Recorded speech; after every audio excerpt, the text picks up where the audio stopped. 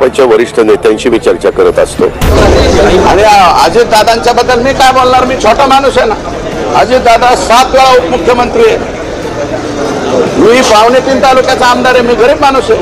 त्याच्यावर आम्ही निर्णय घेताना आम्ही प्रमुख लोक बसतो आणि निर्णय घेत असतो।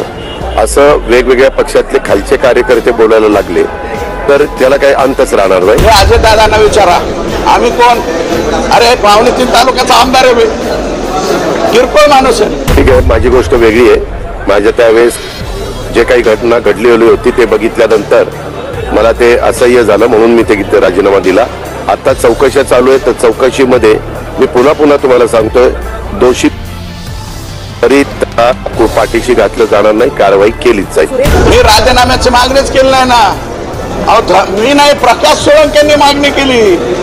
राष्ट्रवादी मोर्चे जे निघतात मोर्चेकरी मागणी करतात, मी कुठे मागणी केली अजून? मी अजून धनंजय मुंडेंच्या राजीनाम्याची मागणी केली नाही। त्याच्या संदर्भामध्ये जी भूमिका असेल ते अमित शहा आम्हाला सांगतील, भाजपची आम्हाला देवेंद्र फडणवीस साहेब सांगतील, आम्हाला चंद्रशेखर बावनकुळे साहेब सांगतील, आम्हाला नड्डाजी सांगतील। हे बरोबर आहे ना? तर माझ्या मतदारसंघामध्ये माननीय मुख्यमंत्री महोदय येत्या 5 तारखेला येत आहे, त्याच्याबद्दलचं कन्फर्मेशन आता साहेबांनी मला दिलं। मच्छिंद्रनाथ देवस्थान आणि जवळपास सुधारित प्रशासकीय मान्यतेसह 2800 कोटी रुपयाचा एक प्रकल्प माझ्या मतदारसंघामध्ये कुंटेफळ आणि शिंपोरा त्याच्या कार्यक्रमासंदर्भात साहेब येणार आहे, त्याचं कन्फर्मेशन आम्ही आज घेतलं। आणि त्याचबरोबर बाकीच्या काही गोष्टी मी या ठिकाणी साहेबांशी चर्चा केल्यात आणि निश्चितपणे त्याचे पत्रही दिले। त्याच्यामधलं एक पहिलं आहे, परळी तालुक्यातील बर्दापूर, परळी ग्रामीण, परळी संभाजीनगर आणि शिरसाळा, तुम्ही बोलत असले आम्हाला या बाजूला होणार बा, शिरसाळा पोलीस स्टेशन, या पोलीस स्टेशनमध्ये 10 ते 17 वर्षापासून सतत त्याच ठिकाणी एका ठिकाणी राहणाऱ्या पोलिसांच्या बीड जिल्ह्याच्या बाहेर बदल्या कराव्यात।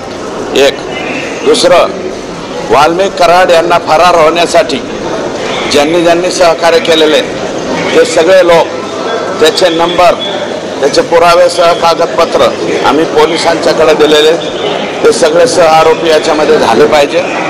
त्याच्यानंतर परळी नगरपालिका स्पेशल ऑडिट त्या ठिकाणी व्हावं।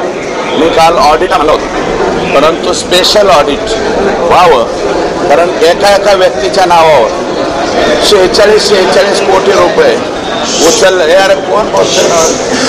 46 कोटी रुपयाची बिलं विष्णू चाटेसारखा जो आरोपी आहे त्याच्या नावावरती उचलले गेलेले आहे। एकाच रस्त्यावरती 5-5 वेळा पैसे उचललेले। आणि मला असं वाटतं की आपल्या मीडियाच्या माध्यमातून सगळ्यांना विनंती करतो की तुम्ही परळी शहर एकदा खाली असा कॅमेरा लावून फिरून यावं, बरं का? तर परळी शहरामध्ये कोणता रस्ता योग्य आहे याचं सर्टिफिकेट मीडियानं द्यावं, बरं का? आणि तुम्ही जर दिलं सर्टिफिकेट ABCD कोणती कॅटेगरी द्यायची ती द्या, आणि वाटल्यास त्याला आष्टी म्हणून माझं शहर आहे ते एकामेकाची डिस्टिंग्विश बिटवीन 2 करावं, अशा प्रकारची विनंती आहे। करुणा मुंडे यांच्या गाडीमध्ये पिस्तूल ज्या पोलीस कर्मचाऱ्यांनी अधिकाऱ्यांनी ठेवला आहे आणि तो साडीतला व्यक्ती कोण, हे जे कटकारस्थान केलेलं आहे परळी येथे, तुम्ही मीडियाने दाखवलेलं आहे, त्याच्यात पोलीस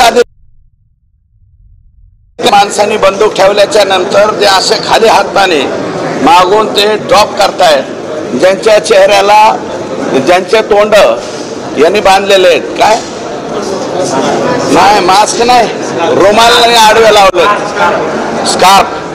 तर हे स्कार्फवाले लोक पोलीस अधिकारी आहेत आणि ते आजही बीड पोलीस दलामध्ये आहेत। हे जे लोक आहेत यांच्यावरती कारवाई व्हावी, यांचं सस्पेन्शन व्हावं आणि त्यानंतर जर दोषी सापडले तर हे रिमूव्ह फ्रॉम सर्व्हिस व्हावे, किंवा यांनी बाहेर जाऊन किमान नवीन टोळ्या तरी तयार कराव्या।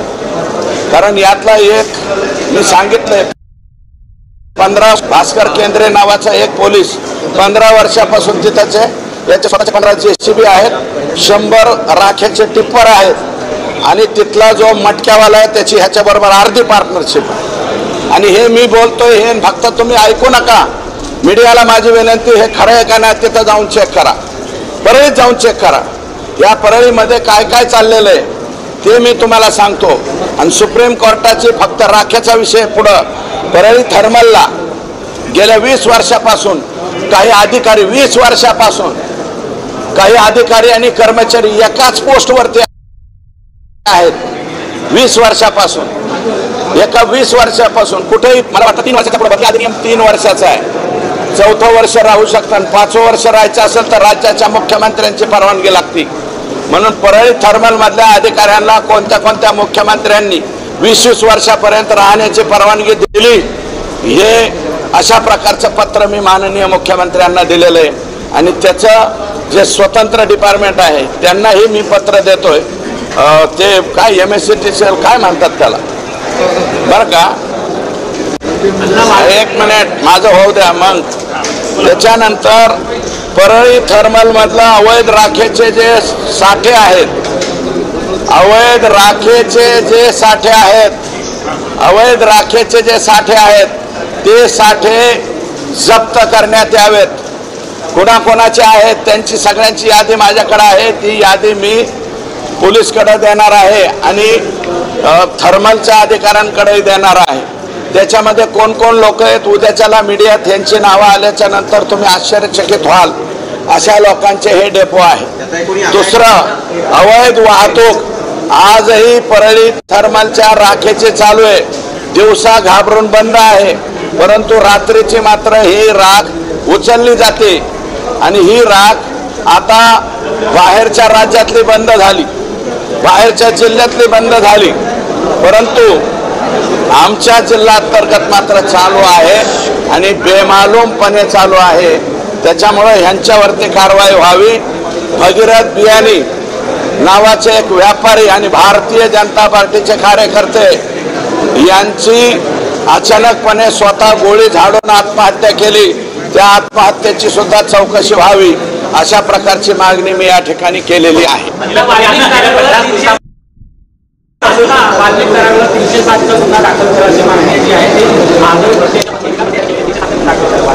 महादेव गित्ते, महादेव मुंडे का गित्ते?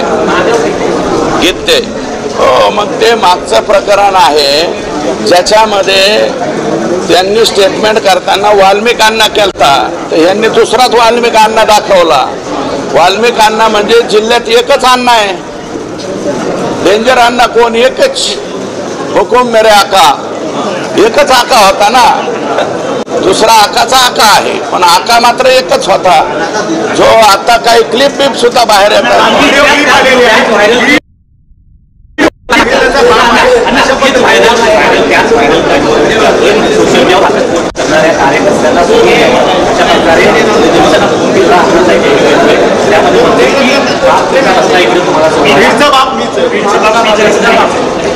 हे बघा, मी या क्लिपच्या संदर्भामध्ये माझं असं मत आहे की तुम्हाला या क्लिपचा सिरियसनेस माहीत नाही, पण मला माहिती ही क्लिप पुढचे 10-15 दिवस चालणार आहे।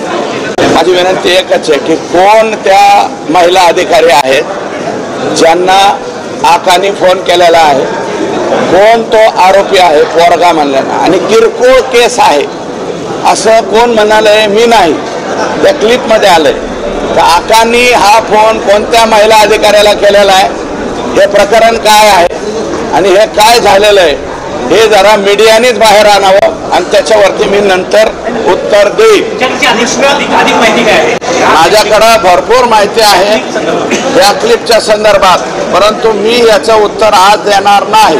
तुम्ही माझी अपेक्षा अशी आहे, ही मुंबईची मीडिया आहे, मंत्रालयाची मीडिया म्हणजे संपूर्ण राज्याची मीडिया आहे, तुमचे प्रत्येक जिल्ह्यामध्ये प्रतिनिधी आहेत, तुमच्या जिल्ह्याच्या प्रतिनिधींना पाठवा, ते 87 का 77 नंबरचे ते महिला अधिकारी कोण, त्यांनी स्पीकर ऑन कसा काय केलाय, कुणाच्या समोर कुणाला बोललंय, किरकोळ प्रकरण आहे सोडून दे, हे प्रकरण काय आहे काय नाही आहे हे सर्व मीडियानी उद्याच्याला परवाच्याला म्हणजे उद्यापर्यंत सुद्धा मीडियाचा शोध मला वाटतं खूप स्ट्रॉंग असतो.